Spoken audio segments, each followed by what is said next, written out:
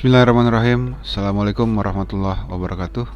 Selamat malam dan salam sejahtera buat kita semua. Ketemu lagi ya teman-teman ya dengan Mr. B. Dan kita akan membahas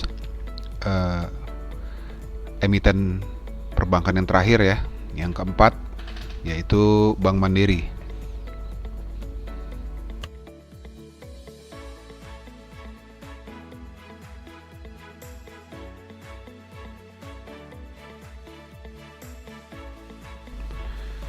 Sebelumnya disclaimer bahwa data berdasarkan laporan keuangan kuartal 3 2020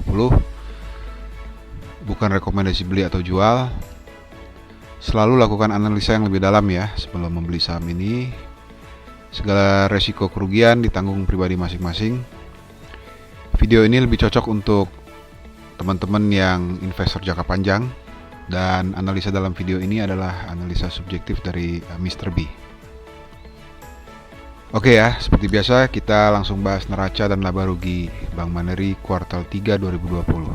Baiklah, kita masuk ke RTI ya. Kita sekarang lewat RTI saja.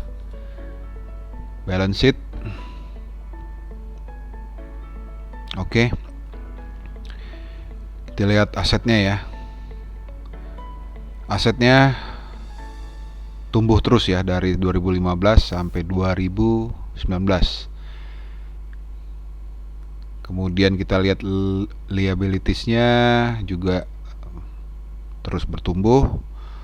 Equity-nya kita lihat ya, equity-nya di sini 119 triliun 2015, 153 2016 terus ya.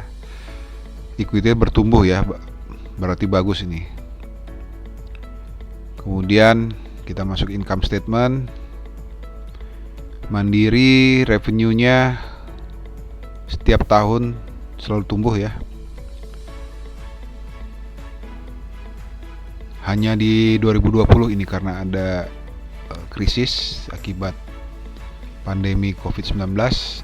Kita belum tahu juga ya ini apakah nanti bisa tembus dari 91 triliun tahun lalu atau tidak. Kita tunggu. Kemudian net income-nya juga sempat turun ya di 2016. Setelah itu dia naik terus, naik lagi. 2020 saya rasa nanti ini nggak akan tembus ya, karena kondisi krisis.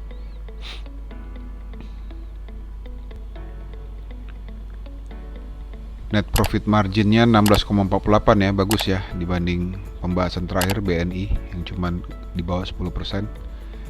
Untuk Mandiri ini cukup memuaskan 16,48%. Kemudian kita lihat harganya di 6.725 ya, penutupan pada hari Senin kemarin. Kita pakai data hari Senin 14 Desember 2020. Kita lihat di sini PE ratio-nya yang selama 12 bulan 14,76. Kemudian price to book value-nya 1,7. Earning per share-nya 455,57. Book value per share-nya 3.966,10 ya.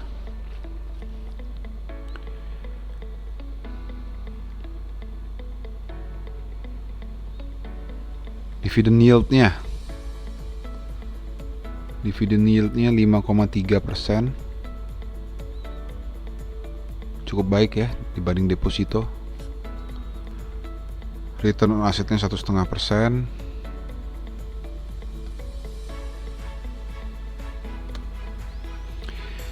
Oke, seperti biasa ya. Untuk emiten perbankan kita harus cek selain neraca dan laba ruginya, kita juga harus cek rasio keuangannya ya. Seperti ini, rasio-rasio keuangan ini sudah saya jelaskan di video yang part 1 dari analisa 4 emiten perbankan terbesar di Indonesia ya. Kalau teman-teman mau lihat bisa cek video yang part 1-nya ya. Oke, untuk Bank Mandiri net profit marginnya tadi seperti kita lihat di RTI 16,48%. Poin 2 sampai poin 7 sama dengan bank-bank sebelumnya, kita pakai data Juni 2020 ya, supaya seragam. Net interest marginnya 4,76%, cukup baik ya. Return on assetnya 2,23%. Ya. Ini saya ingatkan kembali kenapa saya pakai ROA, karena emiten perbankan kalau equity dia tidak cukup fair ya, karena equity-nya sedikit, yang besar itu liabilities-nya ya. Nah, jadi kita total aset yang kita lihat. Non performing loan gross-nya 3,42%, cukup besar ya Mandiri. NPL net-nya 0,82%. CAR-nya, capital adequacy ratio-nya 19,2%, cukup baik ya. Kemudian loan to deposit ratio-nya 87,65. Oke ya, baik ya, di antara 65 sampai 100%. Beban operasional terhadap pendapatan operasional 74,18%. Oke ya, cukup efisien ya. Oke, kita masuk valuasi saham Mandiri ya, dengan menggunakan metode price earning ratio dan price to book value. Seperti biasa tadi kita cek juga harganya per hari ini, EPS Q3 nya dan book value Q3 nya ya. Oke, harga sahamnya kita cek ya. Harga sahamnya hari ini tadi di 6.725.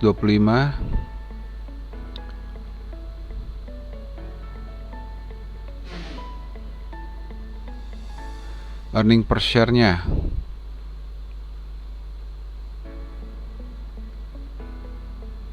pakai yang 12 bulan ke belakang 455,57.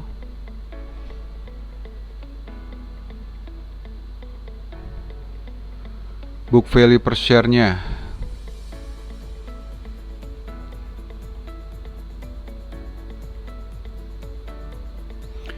$3.966,10.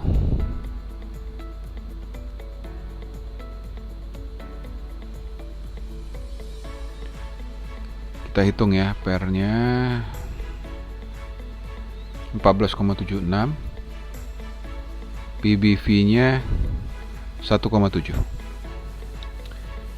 Oke ya teman-teman, sekarang kita bandingkan nilai PER-nya dan PBV-nya Mandiri per Q3 ini, kita bandingkan dengan PER rata-rata 5 tahun dan price book value rata-rata 5 tahun.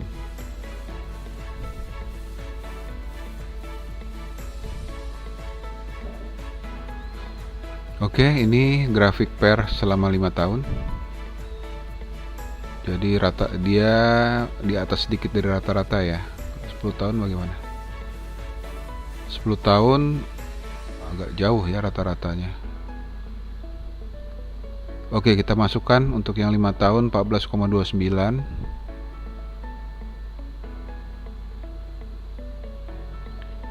Sehingga harga rata-rata 5 tahunnya 6.500 ya. Ya, selisih sedikit ya dengan harga saham hari ini. Coba kita lihat PBV-nya.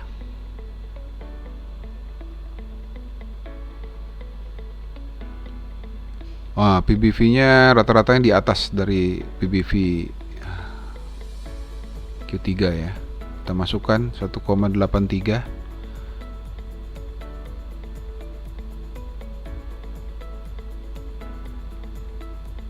Harga rata-ratanya 7.200 ya. Di bawah harga hari ini, di bawah dari harga rata-rata selama 5 tahun Bank Mandiri dengan metode price book value. Jadi ini masih murah. Murah ya. Kalau ini mahal.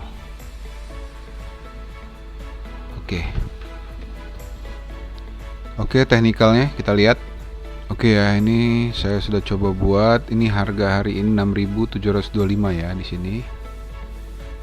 Nah, di sini. Ya, oke kita lihat.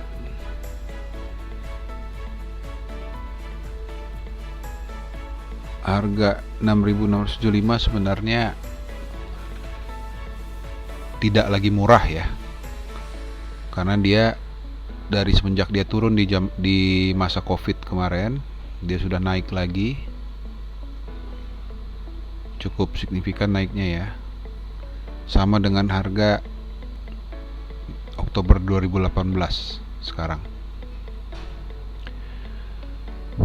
Tapi dibanding BCA dan BRI, Mandiri masih cukup murah. Kalau kita lihat untuk kembali ke all time high-nya ya, di Februari 2018, Mandiri pernah all time high ya, di harga 9.000. Kalau kita beli sekarang, kalau dia balik lagi ke all time high, ada potensi keuntungan di 35% ya. Sama dengan BNI, kalau menurut saya pribadi, saya sudah cicil ya dari bawah sini, tapi saya akan terus cicil. Untuk kalau saya nabung, saya akan beli Bank Mandiri ya. Untuk teman-teman tergantung ya, kalau memang untuk jangka panjang saya sarankan sih beli Mandiri dan BNI ya. Tapi kalau untuk trading ini udah cukup tinggi. Baik, mungkin itu saja ya untuk pembahasan Bank Mandiri. Dan sekarang kita, sesuai janji saya akan bandingkan 4 bank ini ya, 4 bank besar ini ya. Saya sudah buat rangkumannya ya ini. Nah ini. Oke, ini saya coba bandingkan dari sisi net profit marginnya. Saya menggunakan kuartal ketiga tahun 2020. Lalu ada rasio-rasio, ini datanya Juni 2020. Oke, di sini ada warna merah, hijau, biru, dan kuning ya. Ini saya jelaskan ya. Arti warna merah itu dia yang paling baik, yang paling buruk itu warna biru ya. Jadi urutannya merah, kuning, hijau, lalu biru. Merah terbaik, nomor 2 kuning, nomor 3 hijau, nomor 4 biru. Oke ya.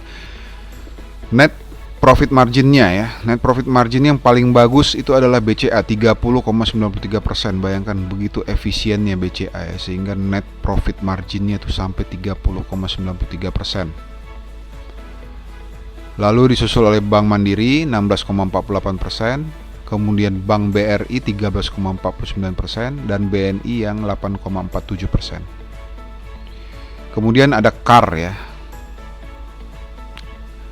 Capital Adequacy Ratio, atau bahasa Indonesia kewajiban penyediaan modal minimum, KPMM. Lagi-lagi BCA ya paling bagus ya, 22,93%, keduanya BRI 19,83%, ketiga Mandiri, keempat BNI. Non performing loan-nya ya, non performing loan-nya yang paling bagus itu BCA 2%, disusul oleh BRI, kemudian BNI, Mandiri yang juru kuncinya ya. Kalau untuk netnya, BNI yang paling bagus, disusul dengan BRI, Mandiri, justru BCA di sini paling jelek ya untuk NPL netnya. Return on asset, BCA masih paling baik ya, 3%, BRI 2,41%, Mandiri 2,23%, dan BNI 1,38%. Return on equity, BCA,